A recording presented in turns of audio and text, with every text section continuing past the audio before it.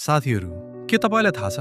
अबको केही वर्षमै नेपाल ठूलो डिजिटल परिवर्तनतर्फ अघि बढ्दैछ। विश्व बैंकको करिब 5 करोड डलर अन्दाजी 7 अर्ब रुपैयाँको लगानीमा नेपाल डिजिटल क्रान्तिको नयाँ अध्यायमा प्रवेश गर्दैछ।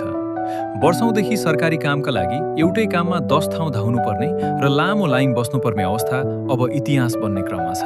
अब केन्द्र सरकार र स्थानीय नेतृत्वको सहकार्यमा एकीकृत नागरिक पोर्टल आउँदैछ, जसको उद्देश्य सरकारी सेवाहरूलाई तपाईको मोबाइलमै पुर्याउनु हो। अब नागरिकता, लाइसेन्स, शैक्षिक प्रमाणपत्र बोकेर हिँड्नुपर्ने झन्झट समाप्त हुनेछ। डिजिटल लकर मार्फत तपाईका सबै डकुमेन्ट फोनमै सुरक्षित रहनेछन् र जहाँसुकै सजिलै प्रमाणीकरण गर्न सकिनेछ।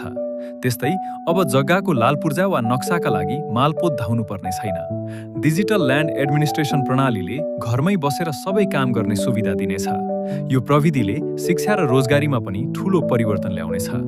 गाउँ-गाउँमा उच्च गतिको इन्टरनेट पुगेपछि नेपाली युवाहरूले विश्वभरका अवसरहरू नेपालमै बसेर प्रयोग गर्न सक्नेछन्। भ्रष्टाचार घटाउन र पारदर्शिता बढाउन यो डिजिटल फड्को एक महत्त्वपूर्ण कोसेढुङ्गा बन्नेछ। नेपाल अब कागजविहीन, छिटो र सहज सेवातर्फ अघि बढिरहेको छ र दक्षिण एसियाकै डिजिटल हब बन्ने दिशामा छ। के तपाईँ यो डिजिटल परिवर्तनका लागि तयार हुनुहुन्छ?